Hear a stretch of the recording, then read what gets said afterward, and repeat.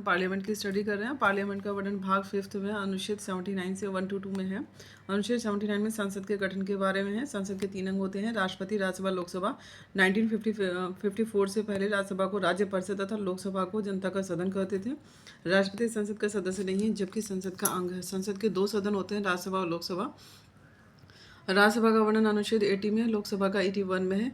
सरला में संसद, राज्यसभा, लोकसभा 3 सदन संसद का 79, सरल 80 और ला से लोकसभा का वर्णन 89 में है।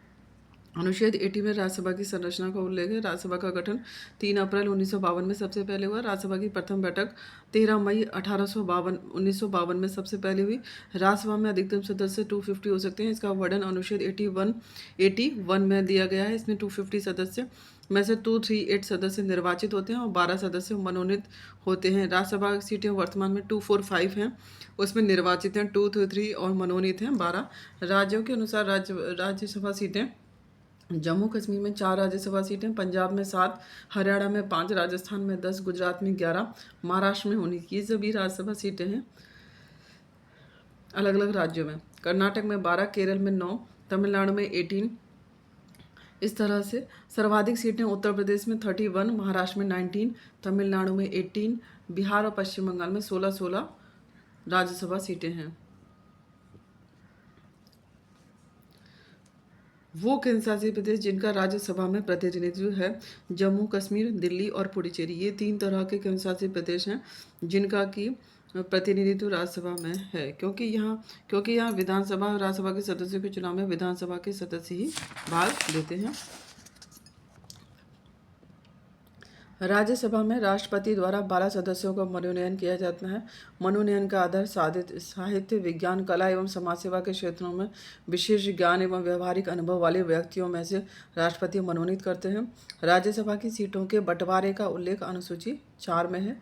राज्यसभा के सदस्यों के चुनाव आनुपातिक प्रतिनिधित्व के एकल संक्रमणीय मत प्रणाली के द्वारा होता है। अप्रत्यक्ष चुनाव होता है। चुनाव में भाग विधानसभा के राज्यसभा के सदस्यों के चुनाव के लिए विधानसभा के निर्वाचित सदस्य भाग लेते हैं। अनुच्छेद 84 में राज्यसभा सदस्यों की योग्यताएं वर्णित हैं।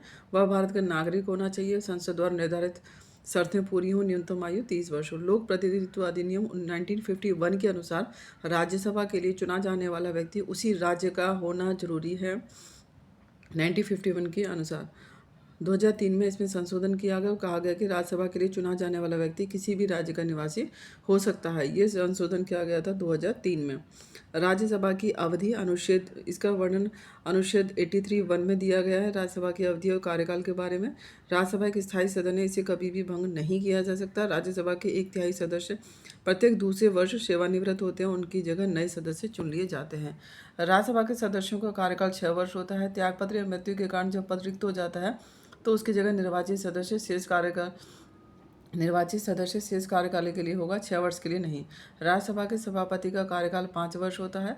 राज्यसभा के सभापति में उपसभापति का उल्लेख अनुच्छेद 89 में वर्णित है। राज्यसभा का पदेन सभापति उपराष्ट्रपति होता है।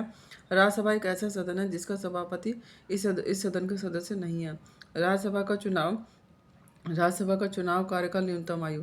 इसके सभापति के लिए संसद सदस्य होना जरूरी है। उपसभापति के लिए राज्यसभा के सदस्य होना जरूरी है। कार्यकाल 6 वर्ष और आयु 30 वर्ष। सभापति के लिए संसद सदस्य होना जरूरी है।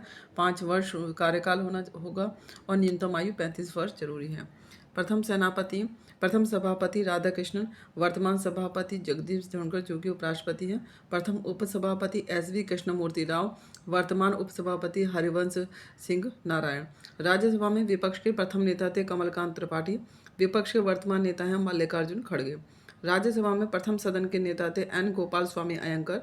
राज्यसभा में वर्तमान में सदन के नेता हैं पीयूष गोयल।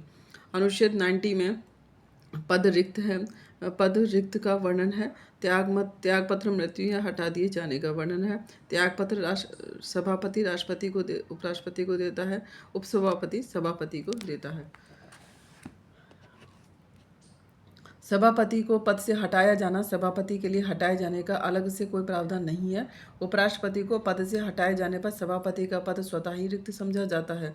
हटाने का प्रस्ताव राज्यसभा में रखा जाता है। 14 दिन की पूर्व सूचना के बाद ही प्रस्ताव रखा जाता है। यह प्रस्ताव अगर राज्यसभा व लोकसभा में साधारण बहुमत से पास हो जाए तो उपराष्ट्रपति को पद से हटा दिया जाता है। यह प्रस्ताव राज्यसभा में ही रखा जाता है तथा यही साधारण बहुमत से पास होता है। सभापति को पद से हटाने का प्रस्ताव जब विचाराधीन हो तब सभापति के रूप में कार्य नहीं करेंगे।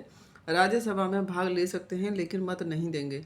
सभापति का पद रिक्त हो जाए तब उपसभापति सभापति के कार्य करता है। जब सभापति व उपसभापति दोनों के पद रिक्त हों तब राष्ट्रपति राज्यसभा के सदस्यों में से किसी को भी नियुक्त कर सकेगा।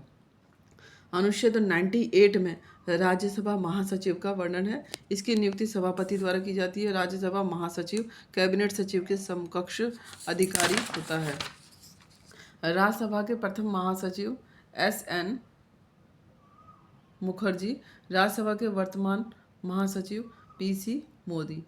अनुच्छेद 249 में राज्यसभा राज्य सूची के किसी विषय को राष्ट्रीय महत्व का घोषित कर सकती है।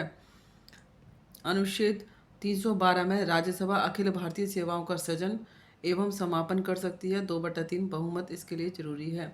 अनुच्छेद 67 में उपराष्ट्रपति को हटाने का संकल्प केवल राज्यसभा में ही रखा जाएगा। Thank you. इस तरह की और वीडियो के लिए चैनल को सब्सक्राइब करें।